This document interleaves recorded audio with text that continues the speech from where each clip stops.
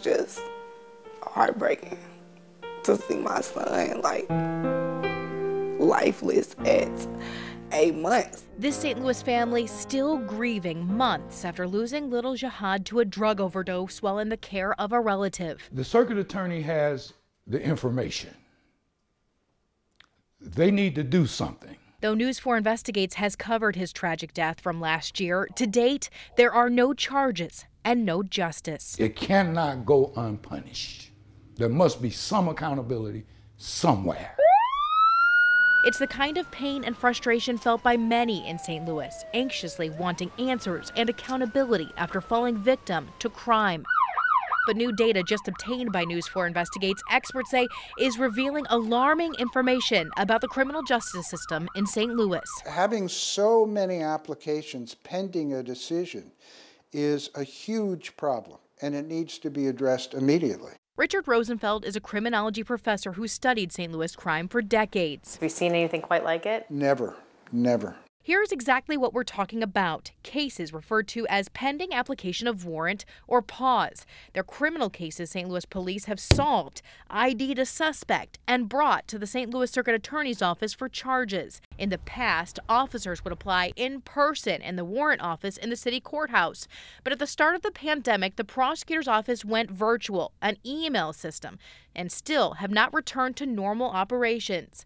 After News 4 Investigates received a tip about a massive backlog of cases just sitting at the circuit attorney's office and going nowhere, we started making requests. The police department acknowledging a notable increase in the number of PAW cases. So just how many? More than 4,400 cases. No justice for victims.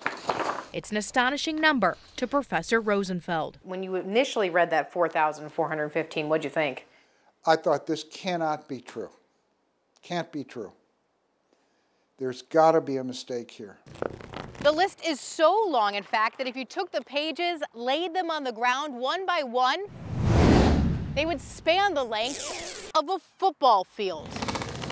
Let's say it's half, 2,000 pending warrants. That's still many, many too many. We asked the circuit attorney's office for an interview about this, but they declined. Instead, they sent a brief statement saying they, quote, went fully remote to protect the safety of our staff and our police partners, adding they are working closely with the police to process POD cases that, quote, target low-level, nonviolent offenders and focus the CAO's resources on the most serious and violent crimes. This issue of less serious, more serious stuff bothers me. But Rosenfeld says the CAO should be more forthcoming. Motor vehicle theft, terrorist threat. His brief review of the list, obtained by News 4 from a police source, shows high-level felonies on it. Since they're not charged, many of the suspects are allowed to walk free. I don't think the public is aware that there could be over 4,000 applications for warrants on some very serious offenses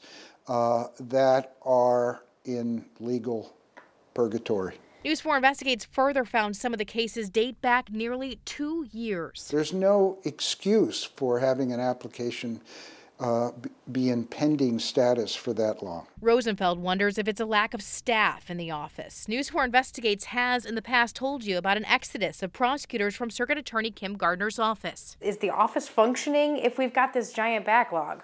Not as well as it should be. And to get caught up, he says, it's going to take a hell of a lot of work.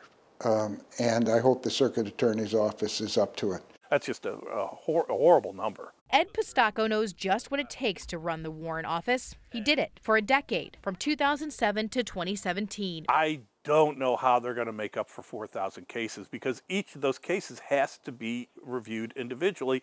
And as you can, just the raw number that's a lot of cases. He says he's never heard of a backlog so bad. Sometimes we'd get a little backed up, but a little backed up meant, maybe a couple of dozen. Again, we wanted to talk to Circuit Attorney Kim Gardner. After repeated requests spanning nearly a month, the Circuit Attorney's Office still hasn't provided an interview. It certainly sends up signal flares that there's a problem. Pistacco says it's something the office should take very seriously. Who are those 4,000 people that are suspects? Are some of those people dangerous to the community? We wanted to talk to the police as well. They did not provide an interview, but sent a lengthy statement critical of the CAO's email box system, writing, quote, We have attempted to work with the CAO's warrant office to streamline and correct this deficiency. The SLMPD is committed to ensuring each suspect is detained no longer than necessary and to ensure each victim has his or her case presented to the CAO's warrant office in a timely manner. So again, these cases are in a sort of legal limbo. It's not clear if anyone at the circuit attorney's office has ever even looked at most or all of them. However, as a point of comparison, we did ask other counties about how many cases they have currently under review. St. Louis County said they could not provide the data because they are still a mixture of digital and paper files. St. Charles County could, though. They have approximately 640 cases under review. And Jackson County, where Kansas City is located, has about 1,700 cases under review. Again, less than half of what St. Louis has on that PAW list. Meanwhile, some cops tell me that even some suspects are saying things like, oh, it's no big deal, I will just be pawed. And in fact, from our review of the list, there are some people who have been arrested, released, and arrested again for a different crime, then released again. It's certainly an issue we will continue to follow. For News 4 Investigates, I'm Lauren Traeger.